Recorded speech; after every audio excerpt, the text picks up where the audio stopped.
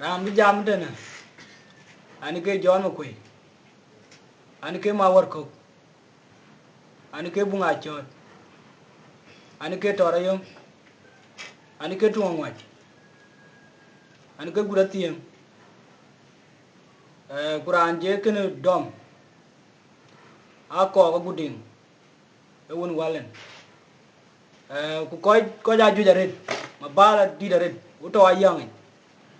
Enyut Pin Ben. Maja ping kaban ke ja we ake je gati amane ambla to ngone loy we garang ul india maran che rom pi dieni ji taban walen garang ul india maran che rom pi dieni ji taban walen un mo jong bele yen ko jar yo ko rom o un mo jong bele yen ko jar yo ko rom o garang ul india maran che rom pi dieni ji taban walen garang ul india maran che rom pi dieni ji taban walen un mo jong bele yen ko jar yo ko rom o un mo jong bele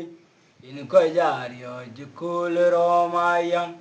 we bagaleri ni ali pa che da America mayom di da byong da gut ka e u lindia kwa gudia ana jinto jame un lwalwa aguduli en gebe gedier nden muaja guchata ku godi walen chabama byong ke wedelul kuloy weye gereng u lindia maran che rom pi dien iji taban walen gereng u lindia maran che rom pi dien iji taban walen un mo jong bele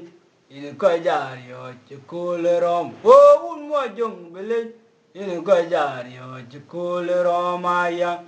we bagaler ni ali pa che da America mayom di da byong da gut ka e u lindia kwa gudia ana cinto jame unu lwalwa aguduli en gebe gedier nden muaja guchata ku godi walen chabama byong ke wedelul kuloy we bagaler ni ali ma che da America mayom di da byong da gut ka e u lindia kwa gudia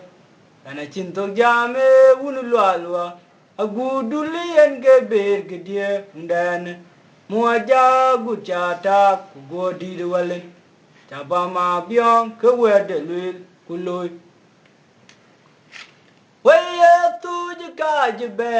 kuma di kumba ibani magan wae lung ta ko ja jam we to bai atong pyo ke win mayadi ton kumba ibang junu tuji kaji be kuma di kumba ibani magan wae lung ta ko ja jam we to bai atong pyo ke win mayadi ton kumba ibang junu win tong pyo ke win mayadi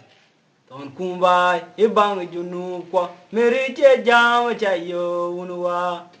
jeje jarom ti jeni magonwa pan boda mu kunyal wochen agudul walen unda katirin uda terin ki New York ranu wo kora wo yu wo jong walen meri je jam cha yo unwa jeje jarom ti jeni magonwa pan boda mu kunyal wochen agudul walen unda katirin uda terin ki New York ranu wo kora wo yu wo jong walen meri je jam cha yo unwa jeje jarom ti jeni magonwa pan boda mu kunyal wochen agudul walen weye tuji kaji be akuma di kumba ibani magan wae lung ta bu ko ya jam we to bai atong pyo ko win mayadi ton kumba ibang junu atong pyo ko win mayadi ton kumba ibang junu ko meri je jam cha yo unwa jeje jarom ti jeni magonwa pan boda mu kunyal wochin agudul walen unda katirin uda tirin ci New York anu wo karabu yu wojong walen meri je jam cha yo unwa je jarom ci jenyu magonwa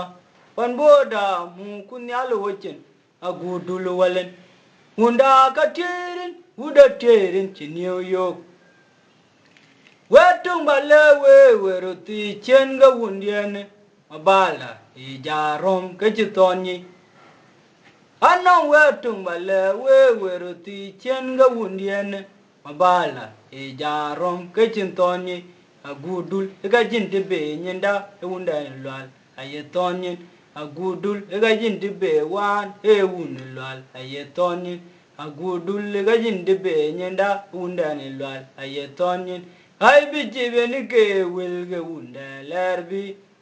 buwo pingri ni wodi ke ding wulendia atima guyadi ni ke ton wudunye magon walen ku palke a kuy gloike ko ere mayang ke wo bai tunga chalte inge nyin jadi pan boda bicheran deng wo gam ai bi jibe ni ke wilge wunda lerbi buwo pingri ni wodi ke ding wulendia tema guyadi ni ke ton wudunye magon walen ku palke a kuy gloike ko ere mayang ke wo bai tunga chalte inge nyin jadi pan boda bicheran deng wo gam anong wetung bale weruti chenga wundien mabala ijarom kechintoni wetung bale weruti chenga wundien mabala ijarom kechintoni agudul gajin dibe nyenda ewunulal ayetonyin gudul gajin dibe dak ewundanulal ayetonyin ben weye agudul gajin dibe dak ewunulal ayetonyi ai bi chebeni ke wilge wunda lerbi buwo pingri ni wodi ke ding wulendia tema gudwadi ini ke ton wudunyen magon walen ku palke a kuy gloike ko ere mayang ke wo bai tunga chalte inge nyin jadi pan boda abicheran deng wo gam anong goe wo la jam gareng walen nyiti kwa chaen chalyebanum kuba welen ke jurdo ke nong goe wunda jam gareng walen nyiti kwa chaen chalyebanum kuba welen ke jurdo ke onong goe wo la jam gareng walen nyiti kwa chaen chalyebanum kuba welen ke jurdo ke denga budana tim kuma liga gwangdi akrom loy bijen wenyi koy diri wunden ai loy den tap ti jadung detin ngor kwa mu magonwa nang goe wo la legar wadi chen ke were unu lwalwa denga budana tim kuma liga gwangdi akrom loy bijen wenyi koy diri wunden ai loy den tap ti jadung detin ngor kwa mu magonwa nang koy wo la legar wadi chen ke were unu lwalwa de budana tim kuma liga gwangdi akrom loy bijen wenyi koy diri wunden ai loy den tap ti jadung detin ngor kwa mu magonwa nang koy wo la legar wadi chen ke were unu lwalwa aja magodu wa pintiam no mi ko baremdi jagu magodu wa pintiam no mirier ko baremdi kirga jindi be dak kirga jindi be nyenda ewun kirga jindi nim jangundi ajintin ko jinchen jagu magodu wa pintiam no mi ko baremdi jaw magor wa pintiam no mi ko baremdi tir ga jinni nim dyang unti ajin twin ko jinchen kuran unda gulero ga eni rio chimin magode awan ga dang diare den waja gen ge mutul bangayang lo ton makir yang ge security den mugwe kwani yanyata ga gun makit chinun ger kayen agudula jayong ga jin nyan beje bai mawunu malen chidong tukur buyuk ga wunu obama an ga tang diare e wunden waja gen ge mutul bangayang lo ton makir yang ge security den mugwe kwani yanyata ga gun makit chinun ger kayen agudula jayong ga jin nyan beje bai mawunu malen chidong tukur buyuk ga wunu obama waye malaika nenar kwa guding moy kumbai la de yonge kwa kin kidi tongkoi jamlip malaika nenar kwa guding moy kumbai la de yonge kwa kin kidi tongkoi jamlip toji ke poli eruti kulwaya ya buke bel pie waye malaika nenar kwa guding moy kumbai la de yonge wakin kidit tongkoi jamlip toji ge poli eruti kulwaya ya buke be pie toji ge poli ruti kulwaya ya buke be pie kidiri walen kumatien alanti yen we ke pinyeben kwa jijena dia tong jondit kwa gudul pilim chuto jeruon anyirane ben kit buja ter kadimadia kugalan chinu man epinum ben un mo berem un chilog no machina dia ta chaba manyel kediri walen kumatia halam chi yen we ke pinye ben kwa jichena dia tong jondit kwa gudul pilim chuto ipinum anyiran ben ke buja ter kadimadia kugalan chinu man epinum ben un mo berem un chilog no machina dia ta chamba manyel we malaika nenar kwa guding moy kumbai la de yonge wakin kidit tongo e jamlip malaika nenar kwa guding moy kumbai la de yonge wakin kidit tongo e jamlip toji ke poli eruti kulwaya yang buke ben pie toji ke poli ruti kuroma yang buke be pie kidiri walen kumatien alanti yen we ke penyeben kwa chichena dia tong jondit kwa gudul pilim chuto jeruon anyiran ben ke buja ter kadimadia kugalan chinu woman e penyem ben un mo berem un jilog no machina dia ta chaba manyel kidiri walen kumatien alanti yen we ke penyeben kwa jijena dia tong jondit kwa gudul pilim chuto jipinum anyiran ben ke buja ter kadimadia galan chinu woman ipinum ben un moy barem un jilog no machina dia ta chaba manyel waye jang wale ni mo pyo pinye bangrom ugaru jalo juoman ke unyar ke grane ben jang wale ni mo pyo pinye bangrom ugaru jalo juoman ke unyar ke grane ben magoda gudi ke pot chalo eron ichina yang diel pan boda aberane ben jadungerin ko ajang wale ni mo pyo penye bangrom ugaru jalo juoman ke unyar ke grane ben magoda gudi ke pot chalo eron ichina yang diel pan boda aberane ben jadungerin ko atime chige jijal guguladu aya tong man kwenu ko nanya jenre ga gudi che jenlo aram go motonin cintage ruon we ka bugum gurbal yeni keriere wunden inga ga berem tonner maya ma bio pan kurini rinche America pan me Obama atiwe chige chijal guguladu aya tong man kwenu ko nanya jenre ga gudi che jenlo aram go motonin cinta geruon ka bugum gurbal en keriere undan inga ga berem tonnet mayoma byong pankurini in ched America pan me Obama jang wale ne mo pyo pinye bangrom Ogaru jalo juo manke onyar ki grane ben ajang wale ne mo pyo pinye bangrom Ogaru jalo juo manke onyar ki grane ben Magoda gudin ke pot chalo eron ke china yang diel pan boda aberane ben jadungrin ko Gonu walen ke pot chalo eron ke china yang diel pan boda aberane ben jadungrin ko atiwe chige chijal kuguladu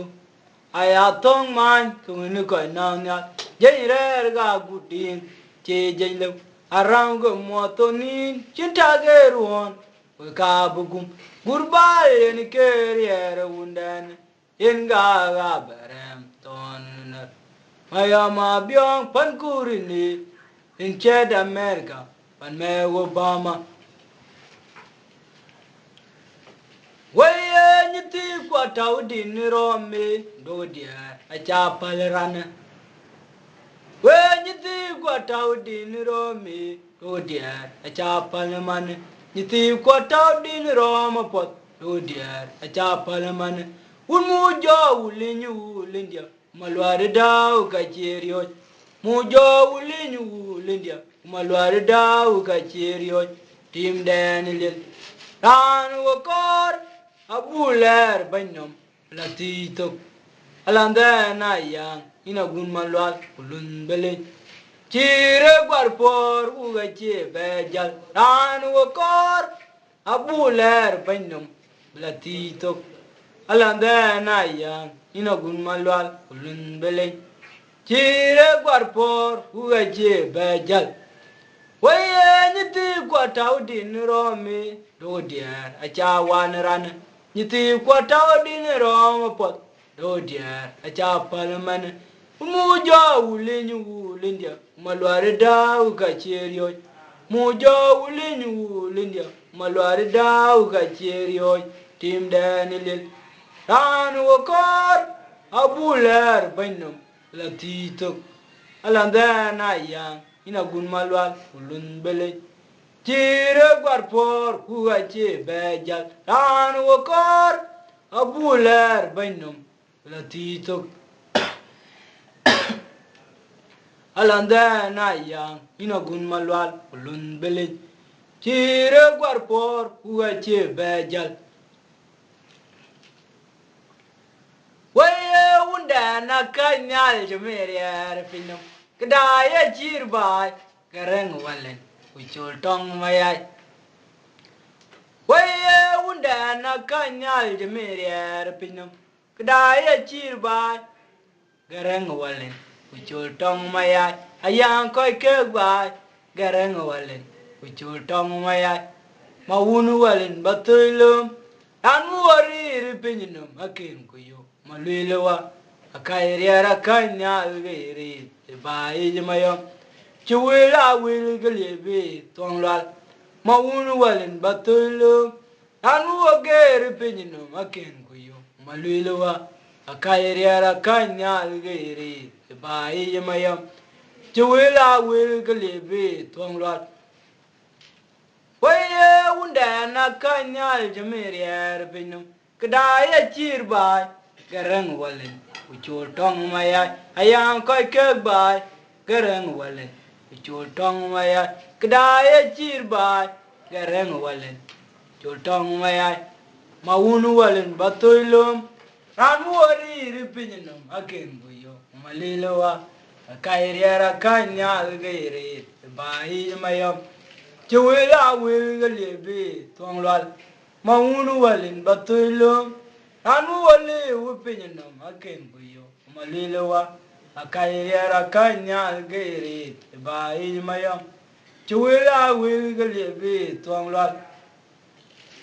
Waye chabang roge yoroge chintoni ye kidat nong ma chultungdi men be negiri yalanda tabang roge yoror ga chintoni te kidat nong ma chul tungdi man be ne gere yalanda to galat nong men kurmalin man be ne gere yayanda to galat nong ma chul tungdi man be ne gere yayanda ruti ko ga ryo ji chiri wa kin ge de duburi bang tong ayang a chor ko ga ryo ji chiri wa kin ge de duburi bang tong ayang dawe piri e ulang tu un me chul tungdi Quran wo korabu ku yenga ngam chebe yi kubera da kanyal morgal dawe piri e ulang tu un me chul tungdi Quran wo korabu ku yenga ngam chebe yi kubera da kanyal morgal dawe piri e ulang tu un me chul tungdi Quran wo korabu ku yenga chebe yi kubera da kanyal margal dawe piri e wulauti me chultumi bangro ve yoro ga chintoni te gedar no ma chultumi bi negere yanda to galat no man kurmali man bi negere yanda ruti ko ario jiri pakin e duburi bang tongaya a chor ko ario jiri pakin e duburi bang tongaya bangro maya uchol dai mabala e bench da baba ina yenye kulaya bangro maya uchol dai mabala e bench da baba ina yenye kulaya imugala wimu bangaya karang inji pintiam churom loy kalun majul unda chitoni jibani huwa we ke panbur imugala wimu bangaya karang inji pintiam yagrom loy ajung majul unda chitoni jibani huwa we ke panbur ye kubangro mayo uchol dai mabala e benji da baba ina yenyi kulaya bangro mayo uchol dai mabala e benji da baba ina yenyi kulaya imugala winbu bangaya garang ijipentiam yagarom lo pajung mujul unda chintoni jibani huawe ke panbor imugala wimu bangaya garang ijipentiam yagarom lo pajung mujul unda chintoni jibani huawe ke panbor imugala wimu bangaya garang ijipentiam yagarom lo pajung mujul unda chintoni jibani huawe ke panbor ana ji ja dial to ga diar ko ga cha ti je je dong wei bu be no ka ten den kwa ga yu chi ga no ka ten den diar ga diar pe ru cha ko jari ri pili jong li nyu len dia kwa juang manga di di un mu ga gudul ku bun ma pian walen malada cherio ada de yin ka wele dola pamu ga yaudi o ago jari re pili jongli nyu lendia kwa juang manga didi mu ga gudul kubun ma pian wale malada cherio ada de yin ka wele dola pamu ga yaudi rada den yin ka wele dola pamu ga yaudi di taranyir vira roye je pili gareng ding bugu jalo ya taga kuma kenyewa tunyiria hingan tongo nyunyu lendia kudinga jonga gurbalya na yoguna gaimanir ko gudul taranwir buraro je pili garengde bugu jalo ya taga kuma kenyewa tunyiria hingan tongo nyunyu lendia kudinga jonga gurbalya na yoguna gaimanir ko gudul ko jari re pili jongli nyu lendia kwa juang manga didi un mu ga gudul gubun ma pian walen malada cherio ada den in ka wele dola pamu ga yaudi rada den in ka wele dola pamuga yaw didi taran wir vira roye je pili gareng ding bugu jalo ya taga guma kenyewa tuniriya hingan tomo nyunyu wule dia kudinga jonga urbalya na yoguna gaj malir kwa gudul Ajuang lunu mangar kiani por yodi jiri archadu yende kan kudu torping ubajaban undi de lwala chida mirga e wo tiam gadia e Ajuang lunu mangar kiani por yodi jiri archadu yende kan kudu torping ubajaban undi de lwala chida mirga e wo tiam gadia e we are ke jating chilentin choloni we young porky we are ke jating chilentin choloni we young porky ayanya brani benya mati unda ne lwalwa ataga gumo kenyewa awo gagudul walen bunyma pianton chinirio chajagini keriere undane limma tiangini ke chirje bare undane Yenga begir ga uni latuko ulenyi walen kudin kwa jongo wangar aya nyar brani benya mati undane lwalwa ataga guma kenyewa awo gagudul walen unyma pianton chinirio jajagini keriere undane limma tiangini ke chirje bade undane Yenga bedari ga uni latuko ulenyi walen kudin kwa jongo mangar Ajuan lu mangar kiani por yodi jiri archadu yende kan ku udu torpin ubajaban undi de lwala chida mirga e wo tiam gadia e Ajuan lu mangar kiani por yodi jiri archadu yende kan ku udu torpin ubajaban undi de lwala chida mirga e wo tiam gadia e we are getting jelentin jolony. We young porgig. I am yar bran benya mati undan lwalwa ataga guma kenyewa. Awo gagudul walen. Unma pianton chinirio jajagini geriere undan. Inma tiangini ke chirje bare undan. Yenga beteri ga unila tugo ulini walen. Kudin kwa jongu mangar. Agula nyang walen kuta widi da bere milwal tierur. Nguye ni kine unda la jireji. Bekoi piomiat. Wang toron kir. Agula nyang walen kuta widi da bere milwal tierur. Nguye ni kine unda la jireji. Bekoi piomiat. Tong ya jong mangar. Yenge DJ unda. Una tierin. Udilun mangar. Kega DJ undan, uda tierini. Epiren ge wadu gala guma jong mayen. Kuriara ya dunda, kibo unulala bigang tieng madengu ulendia kwa yaudi. Chugu yende, kijini woyaria ngije pinom ben, bunyma pianu walen, kuturang boy.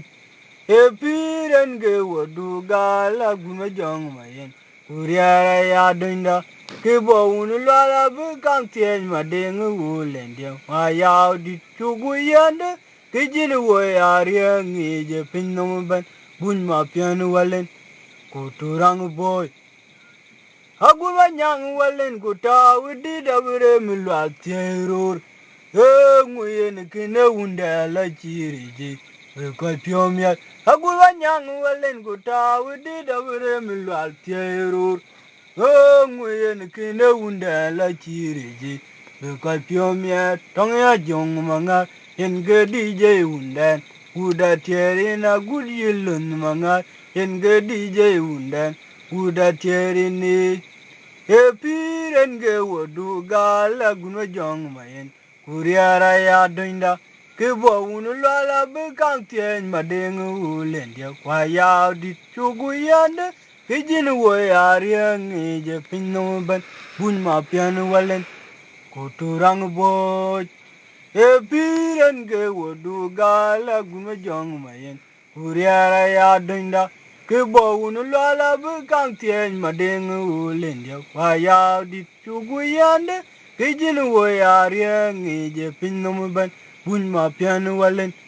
ko turang boy o a ko ja do me ya yang ma chu di walen ting jon di ma la a che pyo la tu o a ko ja do me ya yang ma chu di walen ting jon di ma la a che pyo la tu o ga ko ja ri ra jong ki pul na me ti ai wo ga di chu ko ja ri ra jong ki lu na me ti ai wo ga di ya ri ga chu gu yop twing wo ni maladi mading unda na tonga undi da mirkin ne chola vir mading walen mirira chego yengu ya karu wepan boda paji charan be kunyi o apintia majang walen kuchidi tamani yar ga jugu yop twing woni maladi mading unda na tonga undi da mirkin ne chola vir mading walen mirira chego yengu ya karu wepan boda chicheran be kunyi o apindia majang walen kuchidi tamani yariga jugu yop twing woni maladi madi unda na tonga undi da mirkin e chola mading walen mirira chego yengu ya karu wepan boda kwa chicharan be kunyi o apindia majang walen kuchidi tamani kene wunda riango kuba kwa ja tuingarang walen epinyinom oye kanyi chakuletong ajang diri walen kutaban kurem dian lwal adogale kene wunda riango kuba kwa ja tuingarang walen epinyinom oye kanyi chakuletong ajang diri walen kutaban kurem dian lwal adogale Ema juanga jungda de nom dia chi chan tong bini ye war. Yenyu ma bore ding che kai moi pe. Abinu kaya kui ma gei. Chagdo chalo panchola dior. Ema juanga jungda de nom dia chi chan tong bini ye war. Yenyu ma bore ding che kai moi pe. Abinu kaya kui ma gei. Chagdo chalo panchola dior. Kiana wunda riangwa kube koja tuingarang walen epinyinom oya kanyi akoletong ajang diri walen kutaban kuram dianin lwal adwogale kiana wunda riangwa kube koja tuingarang walen epinyinom oya kanyi akoletong ajang diri walen kutaban kuram dianin lwal adwogale oya kanyi akoletong ajang diri walen kutaban kuram dian lwal adogale rema juang ajung dan nom dia chi chen tong bin wor yenyu ma bore deng che kai moi pe abin kaya kumage chagdo jalo panchola dior rema juang ajung dan nom dia chi chen tong bin wor yenyu ma bore deng che kai moi pe abin kaya kumage Chagdo chalo panchola dior. Kiane wuriang eje tunti jabatol. Wilgalwanya jakwede undane. Aguda mere wale. Kiane wuriang eje tunti jabatol. Wilgalwanya jakwede undane. Aguda mere wale. Palen kok chiatol. Ken gapani makwaya dakton. Angaye were jur. Palen kok chiatol. Kan kapani makwaya dakton angaye were jur ida ketare bokabu emdiane lwalwa yaga wil ko ngwan pin yen bini we ya nyare rane ban atere rom ko tere jodan kwa ngochu bujalo wo man malwile kur kuma gutorandia randien jabyo ajebela gede tok chemena gudi mere che jam Ida ketare bokabu emdiane lwalwa yaga wil ko ngwan pin yen bini we ya nyare rane ban atere rom ko tere jodan kwa ngochu bujalo woman malwilkur kuma gutorandia randien japion ajebele gede tok chimena gudi riche jam waye kien uriang ije tunti jebatol wilgalwan aja kwede undene aguda mere wale kien uriang ije tunti jebatol wilgalwan aja kwede undene aguda mere wale pelen kok ti atol ken kapani makwaya dokton angaye were jur pelen kok ti atol ken kapani makwaya dokton angaye were jur yide ketare boga o remdiene lwalwa yaga wile ko ngwan pi yen bini we ya nyare rane ben atere rong kwa tere joden kwa wachok bujalo woman malwile ku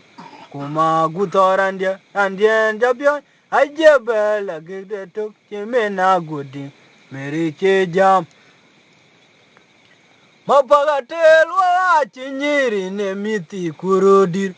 yenga deng jam men wok tini je na chieng madol yeni kera ni chafin machudir wale we mapagatelwa chinyiri ne miti kurodir yenga deng jam men wok tini je na chieng madol yeni kera ni chafin machudir wale lwalen yena nyiji wo malil kugwadiri walen lwalen yena nyiji wo malil kugwadiri walen tanga yang chulo ya jeje garang mabor antar bai ke larip madeng walen ayigdi da gurkwene wa tunyiria rengan tomogode kwa gudulo wa kubundin mapien por moji jitengu malat kega kanyi bagi tanga yang chulo ya jeje garang mabor antar bai ke garip madeng walen ayigdi da gurkwene wa tunyiria rengan tomogode kwa gudulo wa kubundin mapien por moji jitengu malat kega kanyi bagi mapagadel wa chinyiri ne miti kurodir inga deng jam men wok ini je na chieng madol ini kira ni chapin machudir walen we mapagadel wa chinyiri ne miti kurodir inga deng jam men wok ini je na chieng madol ini kira ni chapin machudir walen ilwalen yena nyiji wo malila kugwadiri walen lwalen yena nyiji wo malila kugwadiri walen ni tanga yang chula ya jeje garang mabor antar bai ke garip madeng walen kwa yigdi da gurkwene wa tunyiria rengan tomogode kwa gudulo wa kubundin mapien por moji jitengu malat kega kanyi bagi tanga yang chulo ya jeje garang mabor antar bai ke garip madeng walen kwa keja gurmalwale wa tunyiria rengan tomogode kwa gudulo wa kubundin mapien por moji jitengu malat kega kanyi bagi